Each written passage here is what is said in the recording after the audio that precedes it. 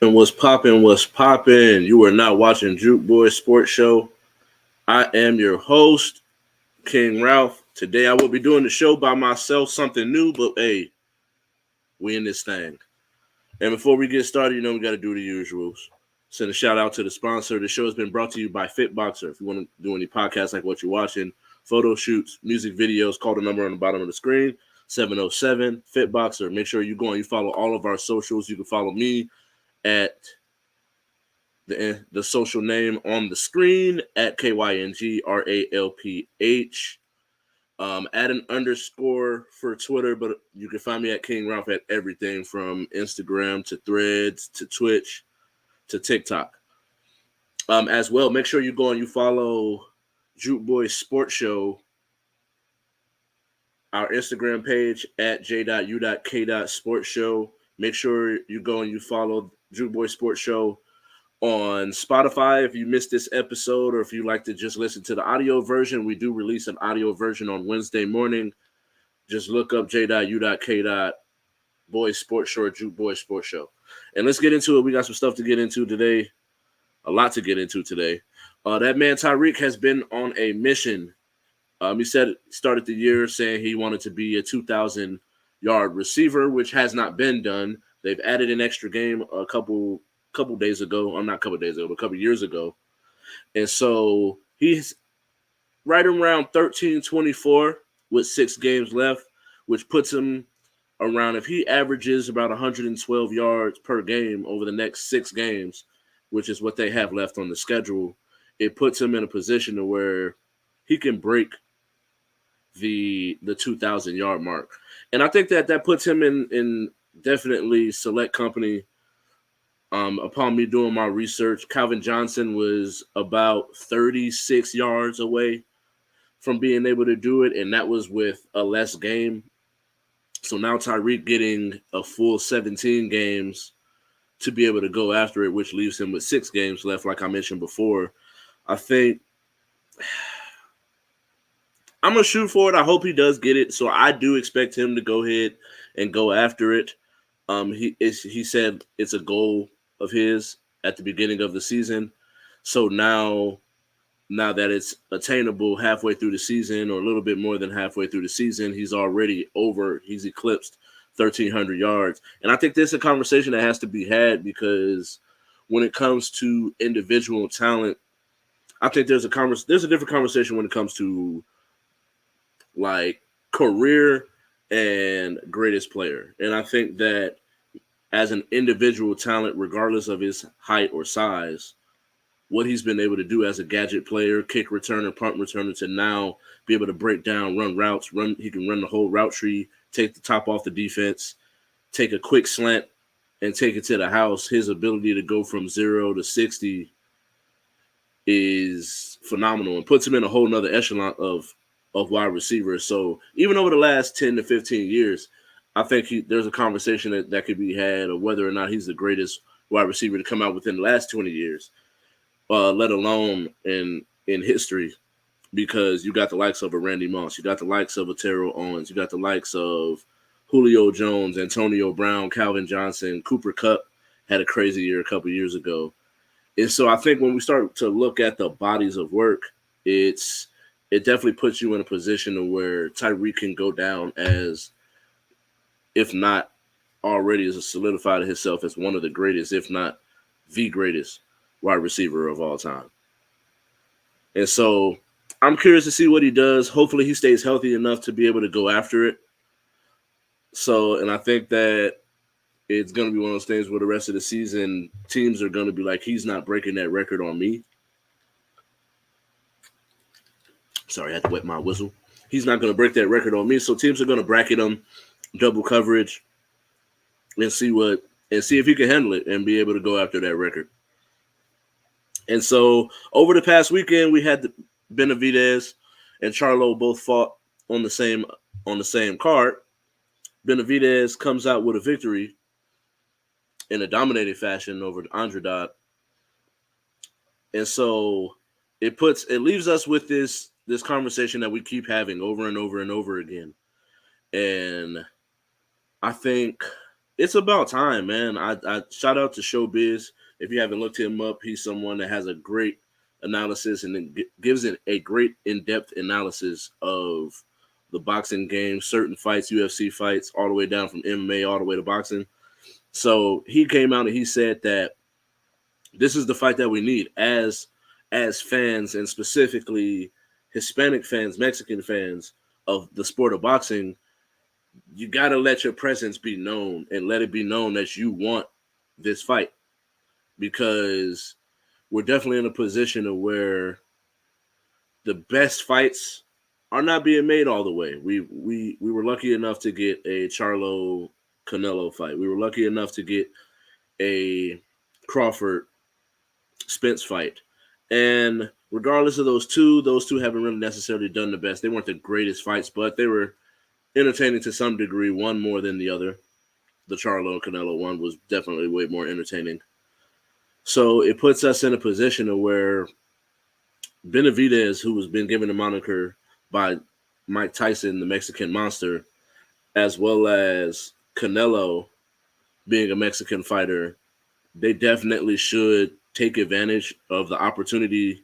And I agree with Showbiz on this point, that to have one fight on the Cinco de Mayo in May, and then have a rematch clause depending on how that fight goes, and you put a second fight, a rematch fight in September in the Mexican Independence Day. And I think that those numbers will help, that those particular time periods and holidays will boost the numbers while also giving us the fight that we want to see. They've been talking back and forth over the last couple of years. Benavidez has been mowing down opponents left and right. Canelo is still showing his dominance over the sport. Pound for pound, arguably the best fighter, regardless of what the pound for pound rankings have him at right now. But I do think that it is one of those things where I would love to see that fight. We need to see that fight. And as a boxing fan, these are the fights that I want to see. At some point, I don't really want to. I said it back when he fought Plant, that I want to see the Benavidez fight. The Canelo Benavidez fight is the fight that we've been wanting for as boxing fans. And I think that we're finally in a time where we can get it. And so next up, we got college football playoff. This one's going to be a little tough for me because I have to do some predicting and analysis. I mean, obviously at the top, it's like Michigan. We don't expect Michigan to lose in a Big Ten game. So punch their ticket. And then Georgia versus Bama, you never know what's going to happen. Regardless of how Bama's season has had, how dominant Georgia has looked, you just never know what's going to happen with that game as well. So I'm going to stick with the rankings for normally I go from the bottom up, but I'm going to start from the top down for the sake of the dramatics. So looking at it, I got Georgia beating Bama. I think Bama it's just too good of a team, too deep of a team. I feel like at some point they're going to have to lose, not being able to get into the playoff, not being able to get to a championship game, but back-to-back champions in dominant fashion. It's just hard for me to root against them, especially after the way Bama played against Texas, and we'll get into Texas in a little bit. Next up, I got Michigan at 2. So I got Georgia at 1. I got Michigan at 2. And I think that the way that they've shown their us against the world mentality, as long as when it comes to the cheating scandal, sign stealing scandal, John Harbaugh goes down with the suspension, and next coach steps in, and they continue rolling on Ohio State. And I'm an Ohio State fan, but I posted the clip on our social going into it. I just didn't expect Ohio State to keep it that close. Honestly, I thought it would be more of like a 2-touchdown game. Eventually, Michigan will show their dominance, but they were able to hold on by a 6-point lead getting a victory over Ohio State 30-24 over this past weekend. And so I'm going to go Michigan. I just think their defense is good. Their ability to run the football. J.J. McCarthy trying to solidify his stance as one of the best quarterbacks going into this NFL draft next season. And so I got Michigan going in at 2. This one's a little tough because this is a great game also, but I'm going to stick with Washington at 3. I think Penix will have a game, and they play Oregon over this weekend too. So this is a game where our Heisman hopefuls can have an opportunity to get another game and another opportunity to put their stamp on this season. And I think Penix, what he's been able to do this season, leading his team undefeated, 12-0. They've already beat Oregon 36-33 earlier in the year. And to get Oregon again in a championship game, I think this is a perfect opportunity to put your stamp on a Heisman season and get your team into a playoff over a really good quality team. And at that point, there's no argument that can be had to keep Washington out of that top 4. And the last spot, this is the one where it's like, man, history would tell you that Ohio State's been able to get in, even though not getting into, like last year, they were able to get into the college football playoff. Bama, even with 2 losses, could have a stake at it. Florida State, although they lost Jordan Travis, which is a terrible loss at a terrible time of the season, 12-0, going into an ACC championship game up against a ranked number 10 Louisville team. It's just when you lose your star quarterback that deep into the season, as well as Louisville's coming off of some good victories, ranked number 10, top 10 team, it's hard for me to pick a Florida State team. So I got them losing, but this is when the fun happens. Because then you got Bama, who can help their case as far as winning and beating Georgia. But then you got Oregon, who is ranked number 5 right now. And Ohio State was in the top 4, and they lost to Michigan, who was ranked number 2, and they didn't even fall that far out of the race. I believe they're 6 or they're 5 and Oregon is 6. And so it's just hard for me to see if Texas can win their conference and they're in the Big 12 I think it's the Big 12. I think it's the Big 12. I believe they win that game in dominant fashion. It's hard to put Bama in over Texas, given that Texas dominated Bama earlier in the season. And they were able to control their will. They dominated the trenches, the run game. Milroe looked bad. They were questioning whether or not he was the guy for the team. And now Bama's a different team at this point. You could tell they're rolling with confidence. They believe in their quarterback after that miraculous touchdown throw last week. So I'm gonna put my stamp on it. I'm gonna give Texas that number 4 spot because I got Florida State losing, I got Bama losing, and I got Georgia losing. But I have Texas winning their conference in dominant fashion, as well as the way that they dominated Bama. I think that'll make for a quality top 4 ranking and get those 4 teams into the college playoffs. So I'm going to repeat. I got Georgia. I got Michigan at number 2, Washington at 3, Texas in at 4. And then next up,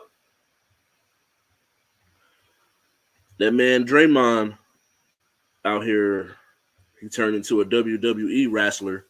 And my next topic is going to be a wrestling topic. But for the sake right now, Draymond says he does not regret the headlock in which he put Rudy Gobert in. So it leads me to the question, if this is a bad look for the league.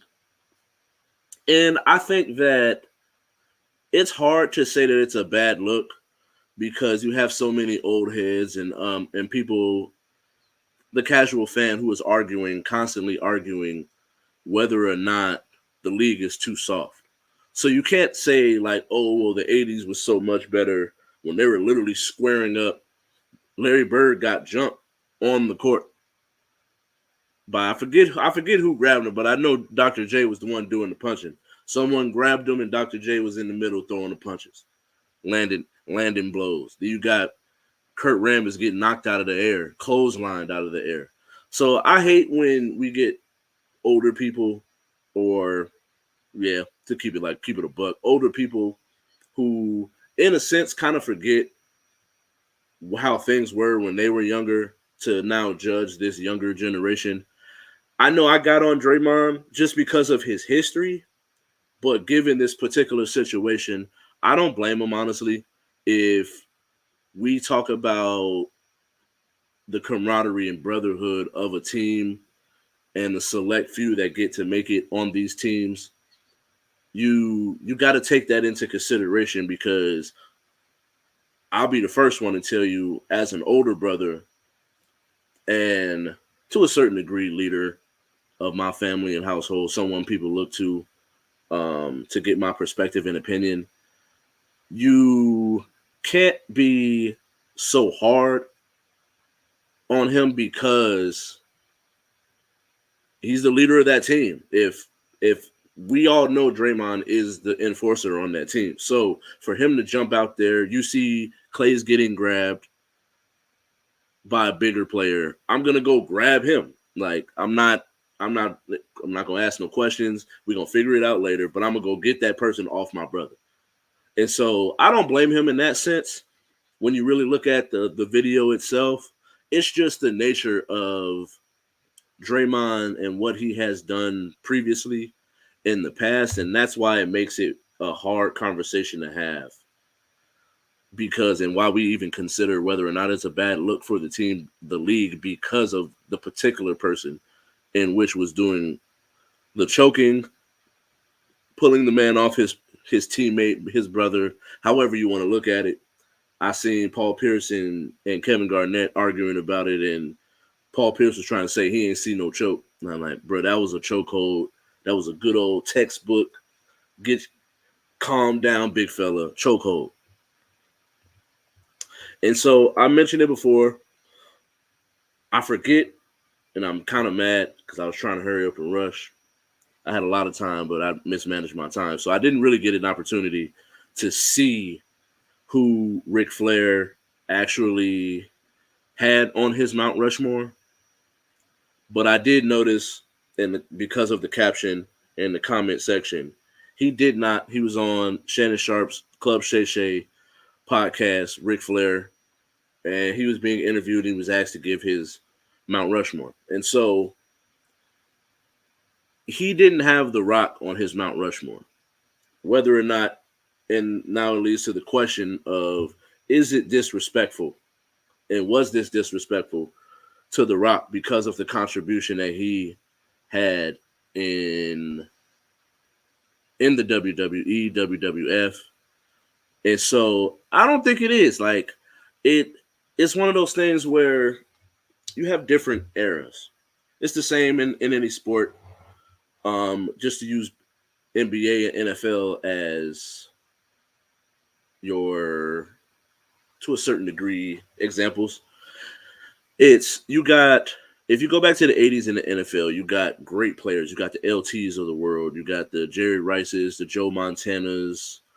Going back to the 70s, Ed Too Tall Jones, Mean Joe Green. Like, you have players that were really good for their time and for their era and were tough, hard nosed. But then you get to the 90s and you have depending on, if you ask me, I'm going to tell you, I didn't really get a chance to watch Jerry Rice like that, although I'm a Raider fan.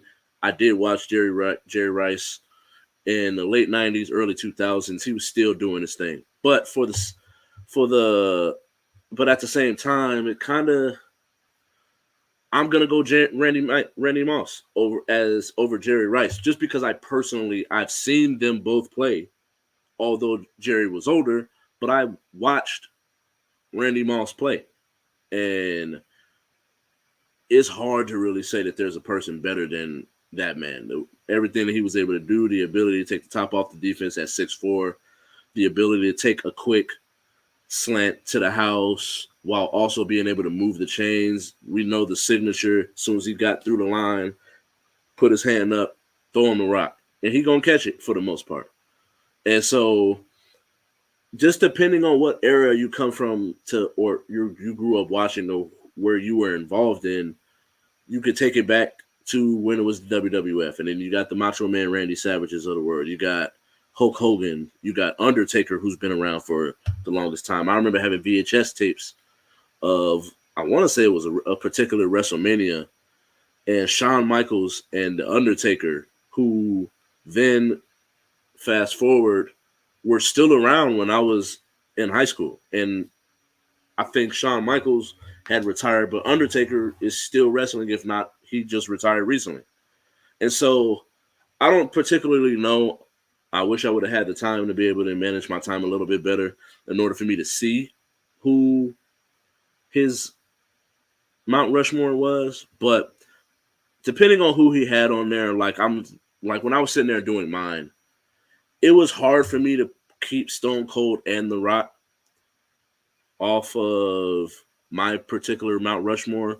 But then when you really start to think about it, I think when you start to do a Mount Rushmore, you're thinking about the history of whatever that sport is, regardless if you're doing a Mount Rushmore for basketball, football, baseball, hockey, and wrestling, like I'm doing right now. You gotta, I think that your Mount Rushmore should tell the history of whatever the organization or sport or whatever the topic of conversation is.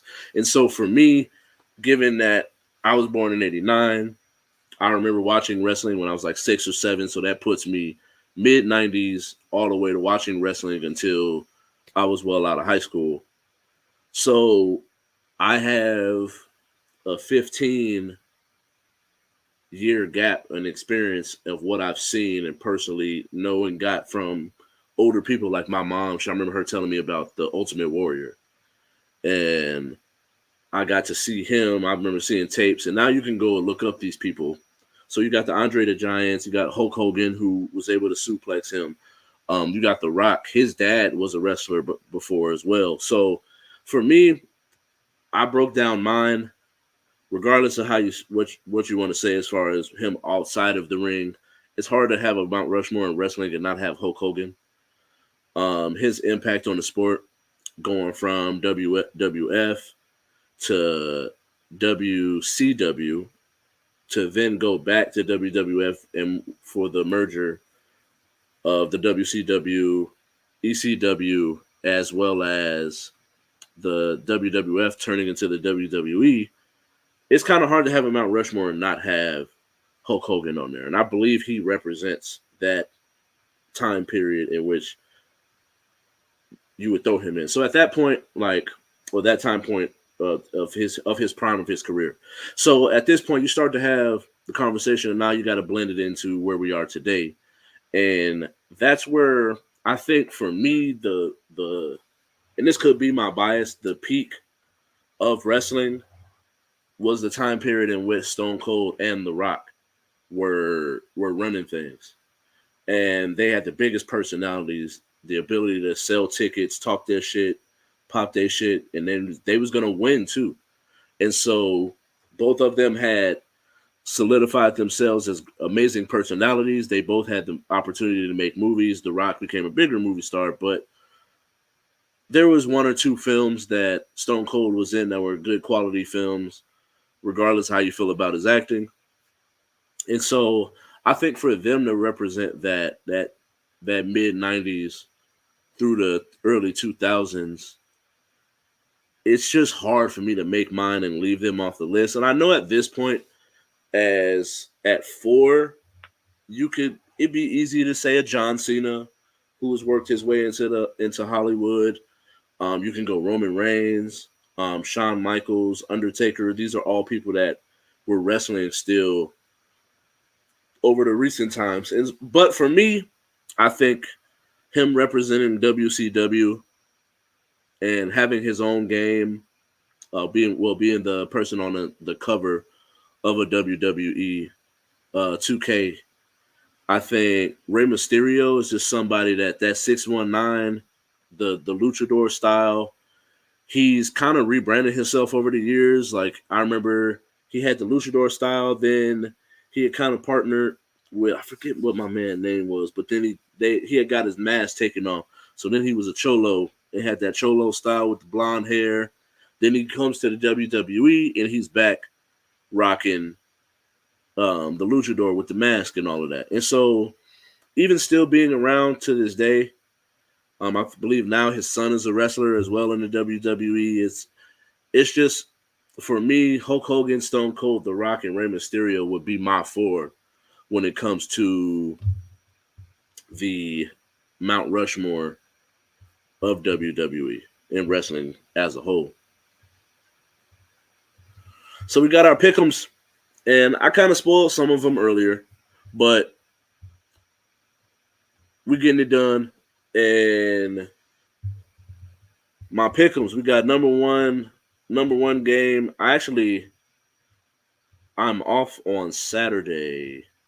I hope this game is Saturday, but I'm off on Saturdays, and if it is, then I'm going to get an opportunity to watch this game.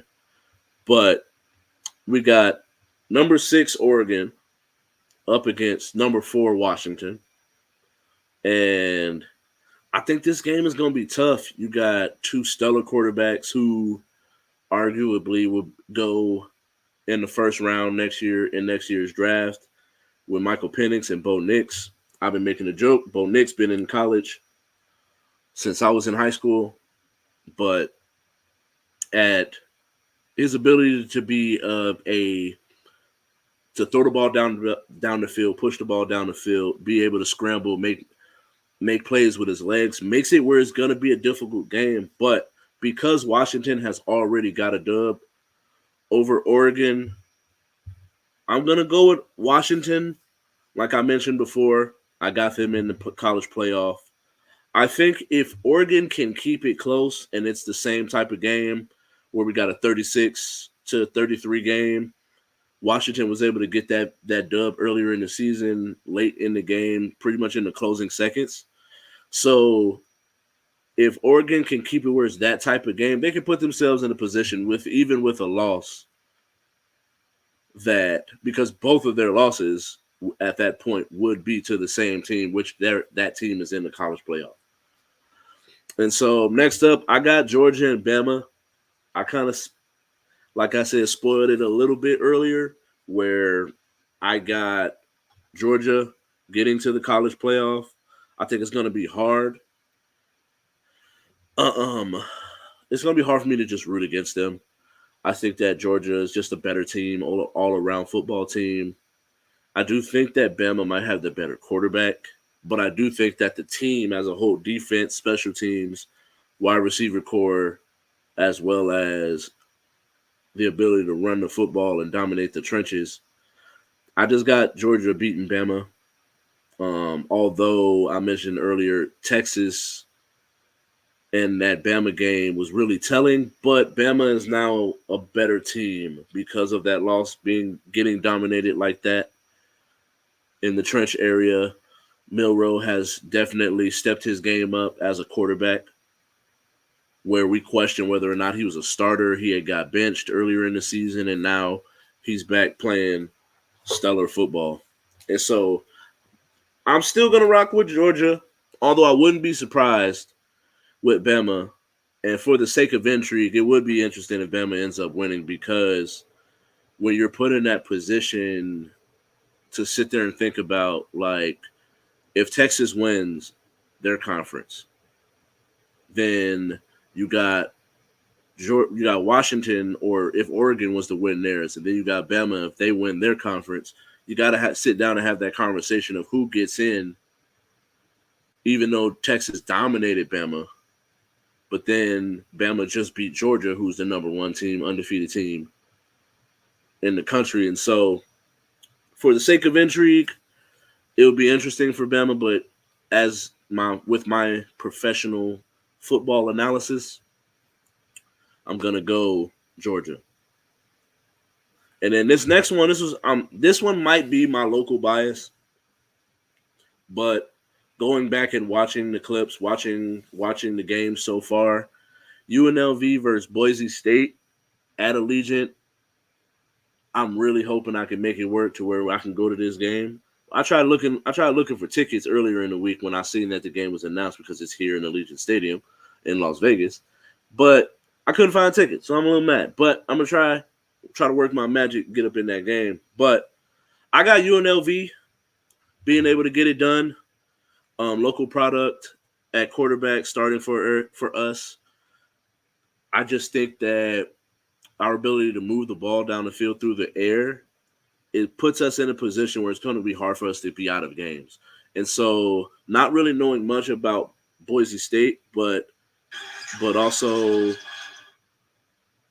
knowing a little bit about UNLV, I'm going to go UNLV to get a dub, get that their first, which I thought was interesting because of sometimes you think about the individual talent and not necessarily the team, where like the Randall Cunninghams, Keenan McCardell, certain players that have came through that football program that are in the league or made it to the league, and for them to not ever have a Mountain West championship is a little crazy. So I got them winning their first one.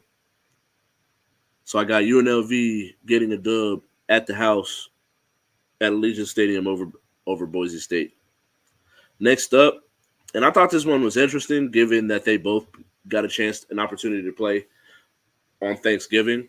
And so Seahawks played Thursday night. Cowboys played Thursday afternoon. So now both teams get a week instead of one team getting 4 or 5 days and another team getting a full week. You got both teams got a full week to prepare.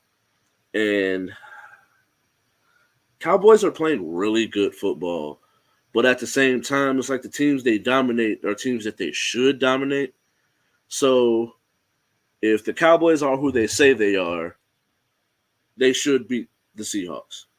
I don't think their defense is playing well, getting after the quarterback, creating turnovers. Deron Bland is become the new Trayvon Diggs. Got 5 pick sixes this year. Dak and CD and now Brandon Cooks is starting to come along. If they could get that run game, I think it'll really should pay dividends in the playoffs in the long run. But I'm gonna go Cowboys over the Seahawks on Thursday. And then this game I've been looking forward to, this 49ers-Eagles game. If it's not already a Sunday night game or a Monday night game, they need to go ahead and move that around, figure out what they got to do to move that schedule around so you can get this game into a primetime slot. Because 49ers-Eagles, we saw what happened last year where 49ers looked pretty good, and then Brock got hurt. Jalen was struggling. And then after Brock gets hurt, the rest is history, as they say. Eagles get to the Super Bowl. Brock Purdy questions about whether or not he should be the starter goes on. But for the sake of this game, this is a tough one.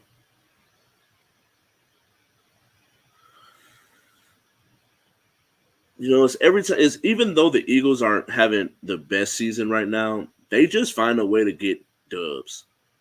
It'd be ugly. They have dominating ones. They got ones where they're down 2 touchdowns going into the fourth quarter, and they find a way to just eke out a victory. So, although there's a part of me that feels like 49ers are going to win, I'm going to go with my gut, and my intuition tells me the Eagles. So I got the Eagles getting a close victory.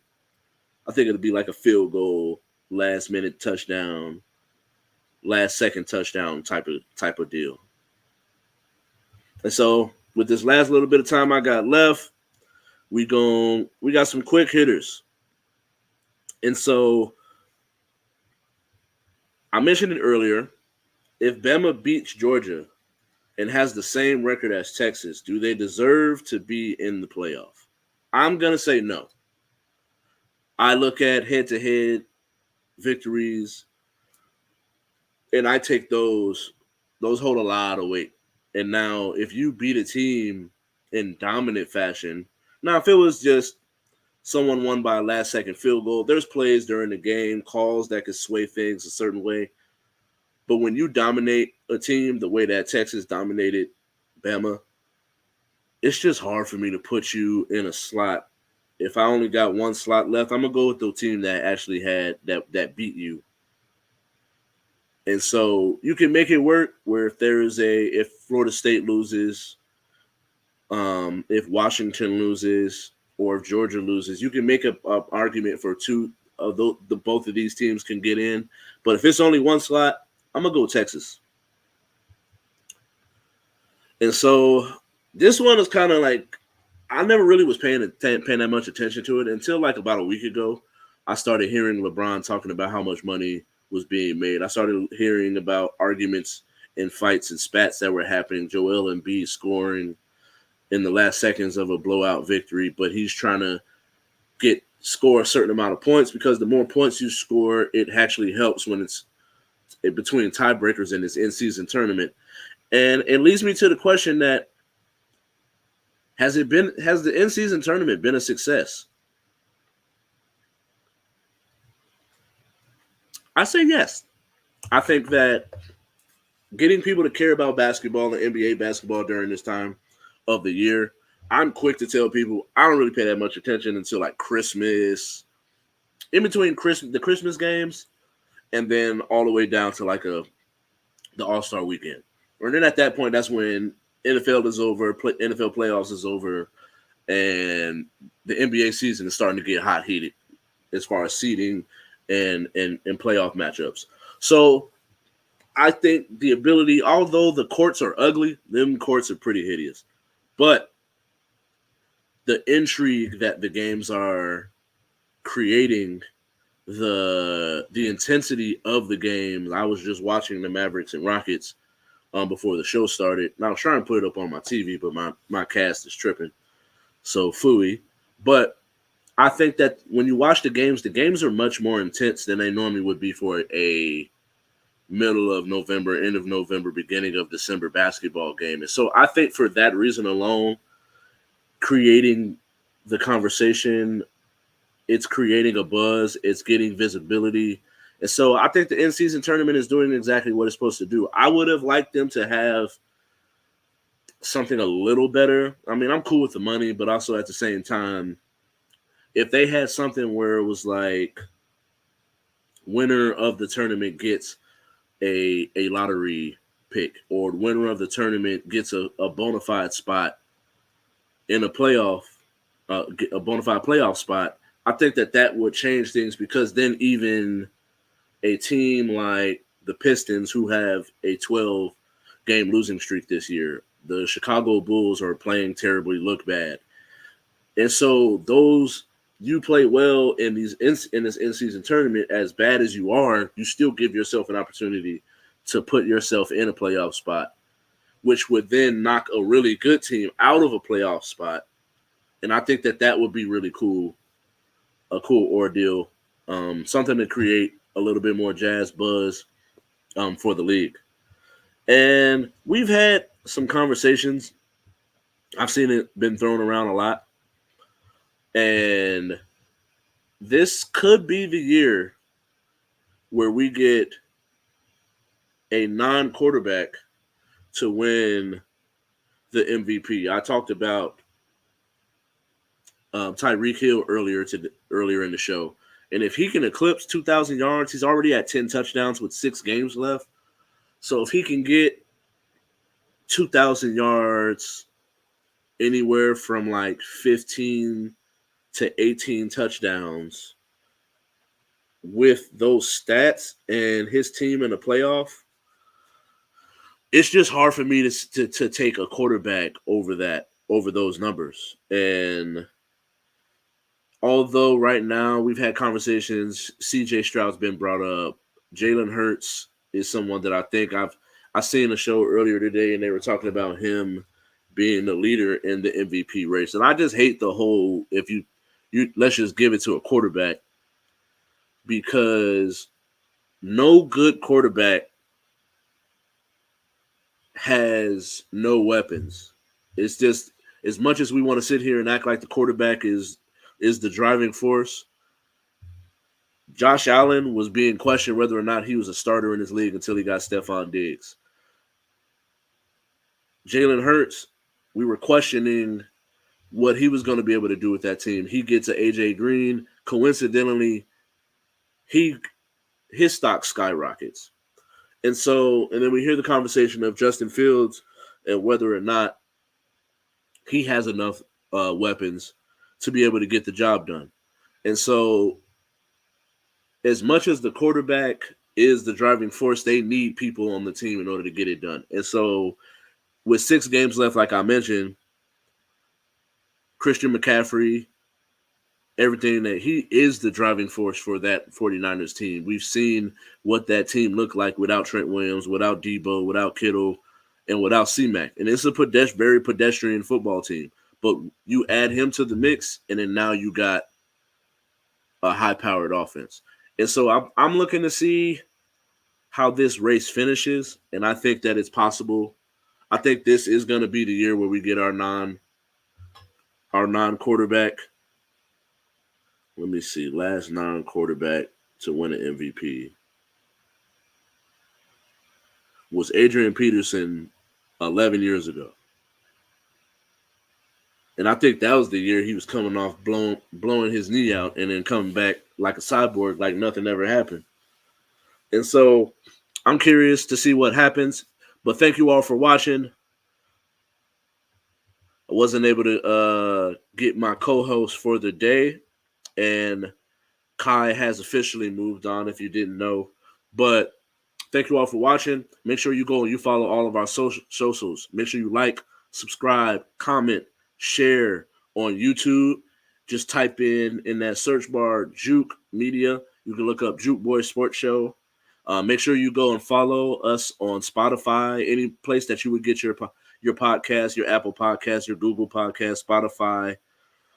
Type in Juke Boy Sports Show. Go on Facebook and all of those. Like, follow, share, comment on our Insta or Facebook page.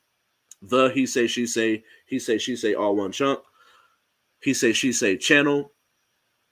And we're out of here. Well, I'm out of here. Used to saying we. But peace out. It was fun. Love, peace, and chicken grease.